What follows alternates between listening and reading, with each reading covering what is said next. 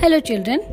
Today we're going to discuss the summary of poem 4 from your first flight book, and the name of the poem is How to Tell Wild Animals, and it is written by Carolyn Wells. Before we start the summary of the poem, let's know about the poet. Carolyn Wells was born on June 18, 1862, and she was born in New Jersey. She was an American writer and poet. She worked as a librarian for a Rahway Library Association after completing her education. She wrote more than 170 books. She wrote on children's stories, mysteries, and detective stories, and also humorous writings. She died on 26th March 1942. So now let's begin the poem. And the central idea of the poem is to identify the wild animals. The poet has narrated about different wild animals.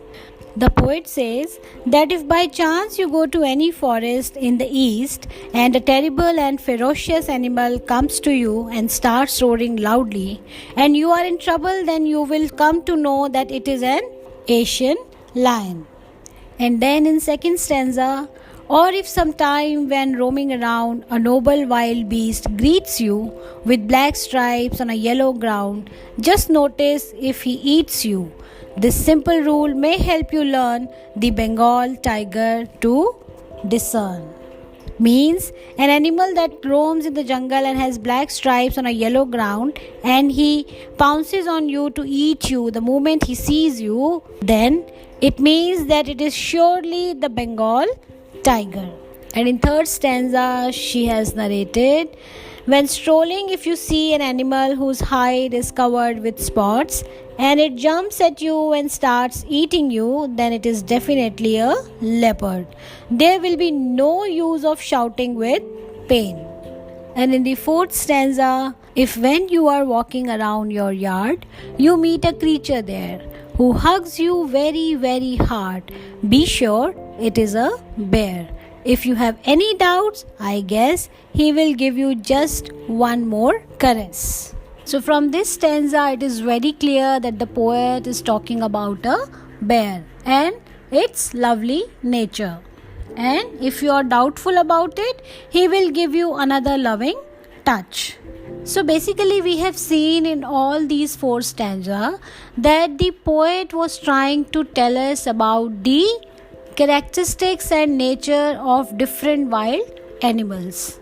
And in the second last stanza, she says that it is quite a tough job to differentiate between wild animals and beasts of prey. The poet tries to help out the readers by telling the difference between two animals. They will be confused. The hyenas will keep smiling, whereas the crocodile will always shed tears. And lastly, the poet talks about the chameleon, a small creature. It looks like a lizard, but the main difference between the two is that chameleon does not have ears and wings. The chameleon can change its color accordingly. If you see a tree and find nothing on it, there must be a chameleon sitting on it. So basically in last two stanzas, the poet describes a crocodile and a hyena in a humorous way. A hyena seems to be laughing, but it does not laugh, only its face appears so. When a crocodile eats its victim, it seems tears rolling from its eyes, but in reality that is not so. So this was the poem which was discussing about the various features of wild animals. I hope you understood the poem very well, and now when you look at the questions of this poem, it will be easy for you to answer them all.